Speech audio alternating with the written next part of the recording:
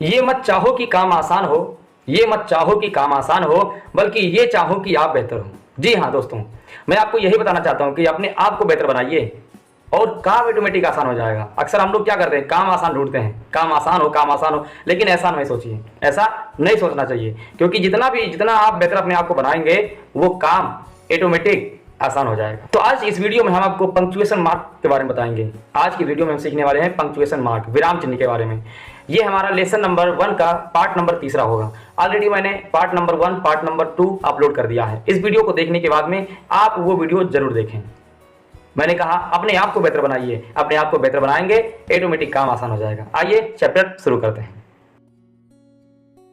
किसी भी बात को लिखते वक्त विराम चिन्ह का बहुत ही महत्वपूर्ण रोल होता है। याद रखिएगा, विराम चिन्हों के माध्यम से वाक्य के प्रकार व ठहराव, जिसे हम पॉज या स्टॉप की जानकारी मिलती है। किसी के द्वारा कही गई बात को सिर्फ लिख देने से यह पता नहीं चलता कि वह बात किस अंदाज में बोली गई है। विराम चिन्हों के माध्यम से यह पता चलता है कि वह वाक्य चौंकते हुए बोला गया है या फिर पूछा गया है या कुछ बताया गया है। आइए सभी जो पंक्चुएशन मार्क हैं उनको एक एक करके हम इस वीडियो में समझते हैं। देखिए, पहला हमारा जो पंक्चुएशन मार्क है वो है क्वेश्चन मार्क। क्या है? Question mark. इसको बोलते हैं प्रश्नवाचक चिन्ह। जैसे कि आप देख रहे हैं स्क्रीन पर, प्रश्नवाचक चिन्ह का इस प्रकार से मार्क होता है। ठीक है, यह चिन्ह प्रश्नवाचक वाक्यों के अंत में प्रयोग किया जाता है। कहां होता है? प्रश्नवाचक वाक्य के अंत में हो गया है। This mark is used at the end of interrogative sentences. For example, who are you. यहां पर आप देख रहे हैं कि मैंने हिंदी के साथ साथ इंग्लिश भी मैंने दे दिया है और इंग्लिश का उच्चारण मैंने दे दिया है। तुम कौन हो? हु आर यू, तुम कौन हो। यहां प्रश्न पूछा जा रहा है। व्हाट इज ही डूइंग, वह क्या कर रहा है, यह भी प्रश्न पूछा जा रहा है। और do you love your mom, यहां पर पूछा गया है क्या आप अपनी मम्मी से प्यार करते हैं। तो इसमें क्वेश्चन पूछा गया है और जब क्वेश्चन पूछा जाएगा तो उसमें क्वेश्चन मार्क का प्रयोग किया जाएगा। ठीक है, जैसा कि आप देख रहे हैं कि सब में क्वेश्चन मार्क का प्रयोग किया गया है। आइए दूसरा जानते हैं एक्सक्लेमेशन मार्क। विस्मयादि बोधक चिन्ह। यह चिन्ह ऐसे वाक्य के अंत में प्रयोग किया जाता है जिनमें अचानक उत्पन्न हुई भावनाओं को व्यक्त किया जाए। अचानक हुई किसी घटना से मन की भावनाओं का व्यक्त होना, जैसे खुशी या दुख प्रकट करना, हैरान होना, नाराजगी जाहिर करना या शाबाशी देना, दुआ देना आदि। ठीक है, इन सब सिचुएशन पर आप एक्सक्लेमेशन का प्रयोग करेंगे। आइए एग्जाम्पल से समझते हैं। भगवान आपको आशीर्वाद दें। यहां आप अपनी कल्पना, इच्छा दर्शाते हैं। भगवान आपको आशीर्वाद दें। God bless you. यहां पर आप देख रहे हैं एक्सक्लेमेशन साइन का प्रयोग किया गया है। वाह, गजब, बहुत बढ़िया। यहां पर आप देख रहे हैं वाव, वंडरफुल। यहां पर भी आप हैरानी से बात कर रहे हैं। भगवान की दया से या प्रभु की कृपा से, बाय गॉड्स ग्रेस। यहां पर आप क्या है, एक भाव प्रकट कर रहे हैं जिसमें आप कह रहे हैं भगवान की दया से या प्रभु की कृपा से। तो इसमें आप बोलेंगे बाय गॉड्स ग्रेस। तो इसमें बहुत सारा सेंटेंस दिया हुआ है जो कि आप इसको पढ़ करके समझ सकते हैं और सीख सकते हैं। आइए नंबर 3 जानते हैं। Full stop. इसको बोलते हैं हिंदी में पूर्ण विराम। ये हल्का एक डॉट से प्रयोग किया जाता है। इसका साइन एक डॉट होता है। फुल स्टॉप का प्रयोग किसी भी ऐसे वाक्य के अंत में किया जाता है जो ना ही प्रश्नवाचक हो और ना ही विस्मयादि बोधक वाक्य, बल्कि जिस वाक्य में बात पूर्णतः समाप्त हो। फुल स्टॉप लगाने का सीधा सा मतलब है कि वाक्य खत्म हो गया। ठीक है, फुल स्टॉप का मतलब क्या होगा, ना तो उसमें प्रश्नवाचक होगा और ना ही उसमें विस्मयादि बोधक कोई सेंटेंस आएगा। ठीक है, और इससे ये मालूम चलेगा कि भाई सेंटेंस खत्म हो गया, उसके आगे मुझे बोलने की आवश्यकता नहीं है। जैसे मैं आ रहा हूं, तो यहां पर आप देख रहे हैं कि ना इसमें प्रश्न पूछा गया है और ना ही हैरानी से बोला गया है। तो यहां पर क्या हुआ, इसमें सेंटेंस खत्म हो गया। आई एम कमिंग, मैं आ रहा हूं, बस इसमें फुल स्टॉप लगा दिया गया। राम अच्छा लड़का है, Ram is a good boy. यहां पर भी आप देख रहे हैं कि सेंटेंस खत्म हो गया, इसके आगे बोलने की आवश्यकता नहीं है। तो यहां पर भी फुल स्टॉप लगा देंगे आप लोग। ठीक है, यहां भी फुल स्टॉप लगा दिया जाएगा। और भी जानते हैं, देखिए फुल स्टॉप का प्रयोग एब्रिविएशन के साथ भी होता है। आप ये जानना चाहेंगे कि एब्रिविएशंस क्या होते हैं? एब्रिविएशन किसी भी शब्दों के समूह का संक्षिप्त रूप होते हैं। क्या होते हैं? संक्षिप्त, मतलब शॉर्ट फॉर्म होता है। Full stop are used with abbreviation too. Abbreviation are basically the short form of groups of words which examples are given below. यहां पर कुछ एग्जांपल दिए गए हैं, इसको बाकायदा आप समझिए, बारीकी से समझिए, समझ में आपको आ जाएगा। एमपी। एमपी देखिए आप, एक लेटर है एम और एक लेटर है पी, इसका शॉर्ट फॉर्म, इसका फुल फॉर्म अलग होता है लेकिन शॉर्ट फॉर्म दिया गया है। एमपी के बीच में फुल स्टॉप लगा है, इसका होता है मेंबर ऑफ पार्लियामेंट, जिसको हम सांसद बोलते हैं। एमएलए, यहाँ भी आप देख रहे हैं कि इसमें फुल स्टॉप का प्रयोग किया गया है। मेंबर ऑफ लेजिस्लेटिव असेंबली, इसको बोलते हैं विधायक। पीएम, पीएम के बीच में फुल स्टॉप लगा है। प्राइम मिनिस्टर, जिसको बोलते हैं प्रधानमंत्री। ठीक है, तो यहाँ पर आप देख रहे हैं कुछ एग्जाम्पल दिया हुआ है, इसको समझिए और सीखिए कि भाई कहाँ पर फुल स्टॉप का प्रयोग किया जाएगा। अब जानते हैं नंबर 4 पर कि नंबर 4 पर क्या पंक्चुएशन मार्क आता है। तो जब नंबर 4 पर आता है वो होता है कॉमा। क्या होता है? कॉमा। कॉमा हल्का सा डॉट्स के नीचे एक लाइन खींची जाती है और वो बन जाता है कॉमा, जिसको हम बोलते हैं अल्प विराम। क्या बोलते हैं? अल्प विराम। लेकिन कब प्रयोग करते हैं? देखिए, जब आपको किसी वाक्य को बोलते हुए बीच में जरा सा विराम देना हो तो कॉमा का प्रयोग किया जाता है। While speaking, when you need to give a short pause in a sentence, comma is used. Few examples are given below. यहाँ पर कुछ एग्जाम्पल दिए हैं, इसको आप समझिए। राम कम हियर, राम यहाँ आओ। मैंने राम को अलग कर दिया है, कम हियर को अलग कर दिया, इसीलिए हम राम को बोलने के बाद थोड़ा सा विराम देंगे, तो इसको इसके बीच में लगाएंगे हम कॉमा। राम यहाँ आओ।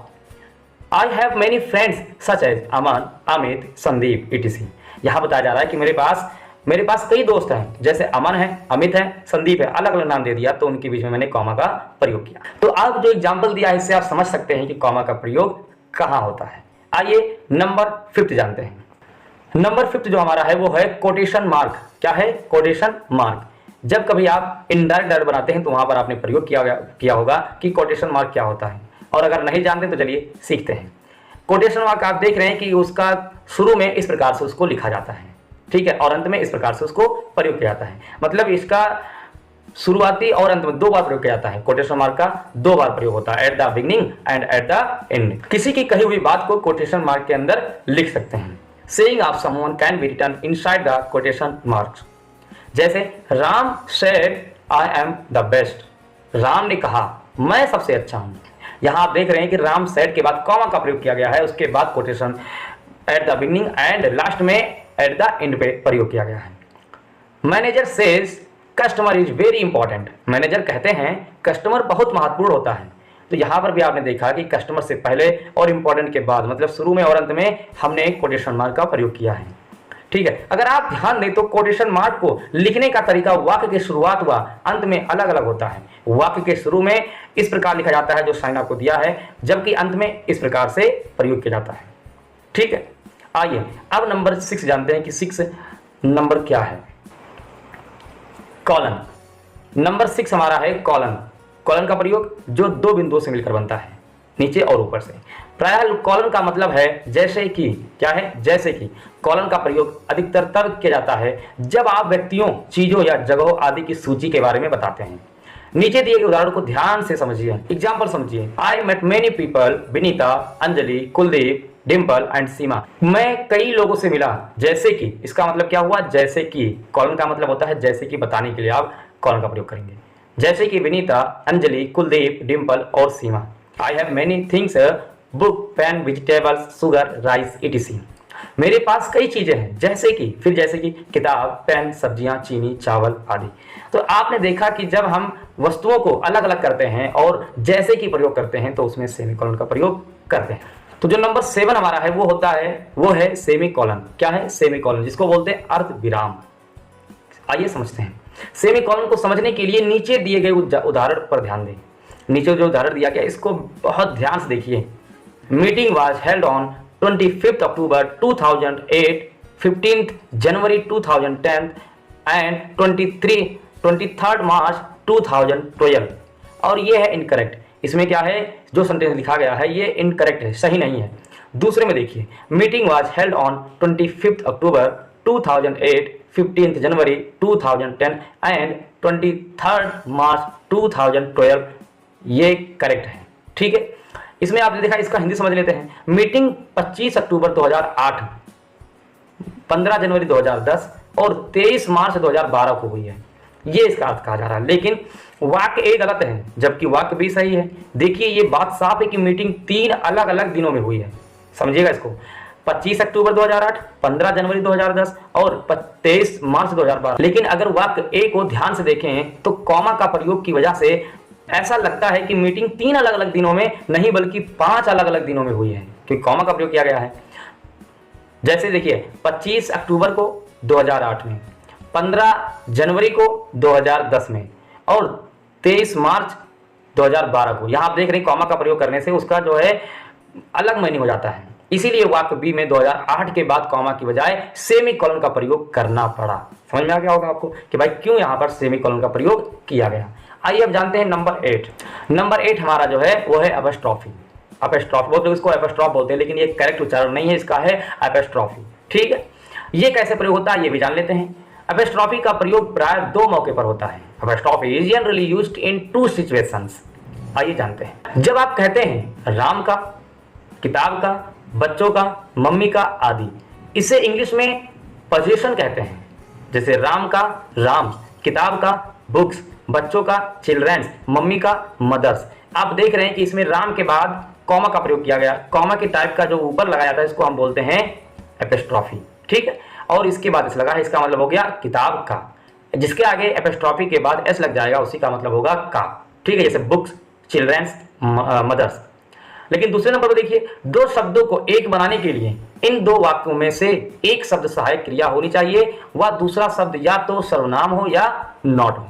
ठीक है, to make 2 words one of these words need to be a helping verb and the other one either a pronoun or not।